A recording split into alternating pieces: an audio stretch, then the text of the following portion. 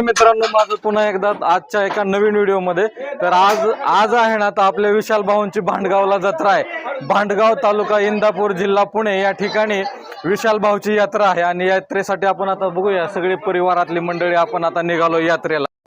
याला टेम्पोत जत्रेला जायची मजाच वेगळी आहे बरं का। मित्रांनो, आता आपण भांडगावला येऊन पोहोचलोय आणि आता आपण आहे ना, देवाच्या दर्शनासाठी निघालोय। देवाला आपण आता नैवेद्य घेऊन चाललो। हे विशालच्या हातामध्ये आहे ना, नैवेद्याचं ताट आहे। आता आपण देवाकडे नैवेद्य दाखवायला जाऊया, चला। मित्रांनो, या ठिकाणी आपण आलोय आणि या ठिकाणी देवासाठी ना आपण नारळ आणि पेढे आणि हा एक छोटा झेंडा लागतो देवासाठी, हा झेंडा पण घेतलाय आपण आणि थोडं जे काय ओटीचं साहित्य असतं ते देखील आपण या ठिकाणी घेतलेलं आहे।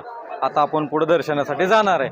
हे Ajinkya aqua Kiran and cold drinks या दुकानामध्ये आलोय आपण आणि या दुकानातून गाळा number 7 Deepak Nivrutti Dhuke, mobile number येत आहे तुम्हाला। तर इकडे दिसत असेल कोपऱ्यामध्ये देवाचा फोटो सुद्धा तो तुम्हाला दिसतोय। तर या दुकानावर या आणि देवासाठी लागणारे सर्व पूजेचं साहित्य तुम्ही घेऊ शकता। मित्रांनो, पोतराज हे आपला संस्कृती आणि धर्म टिकून ठेवण्याचं काम करत असतात आणि कधीही भेटले तुम्हाला तर त्यांना अवश्य मान देत चला आणि आपल्या संस्कृतीचं जतन करा।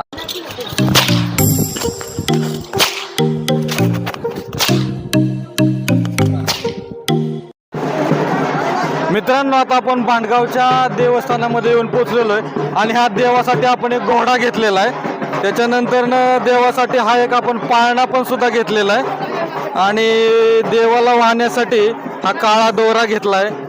ह्या मनगट्या आणि काही साहित्य आहे देवाचं, हे देवाला आता आपण वाहणार आहे आणि दर्शन घेणार आहे। चला, आता आपण मंदिरात जाऊन दर्शन घेऊया देवाचं।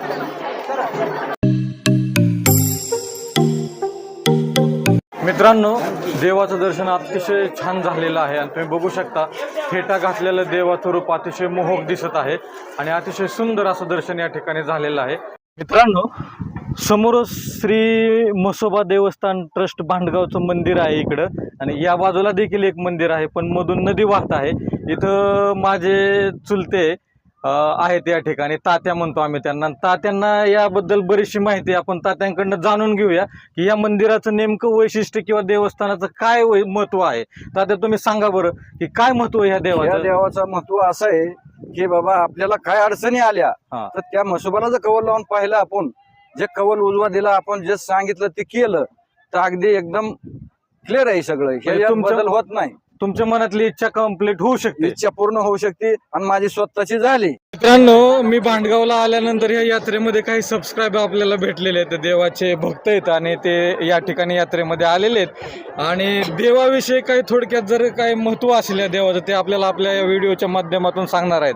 तर मित्रांनो, हे जे आहेत ते कुठून आलाय आपण? आम्ही सर काठीहून आलो आहे। बर, आमच्या एका जोडीदाराची यात्रा आहे। बर बर, हे असं देवस्थान आहे म्हसोबा देवस्थान की जगात 1 नंबर प्रसिद्ध आहे। बर बर, या देवाचा नादच करायचा नाही। बर, म्हणजे तुम्ही आतापर्यंत एखादा नवस केला असेल तर ही 100% फिटणारच, 100% फिटणार, सक्सेस होतो। हा। तुमचं काय म्हणणं आहे? हे आम्ही आता सध्या इंदापूर तालुक्याचे माजी पंचायत समिती सभापती बर बर, यांच्या येथे 2 बकऱ्यांची जत्रा आहे।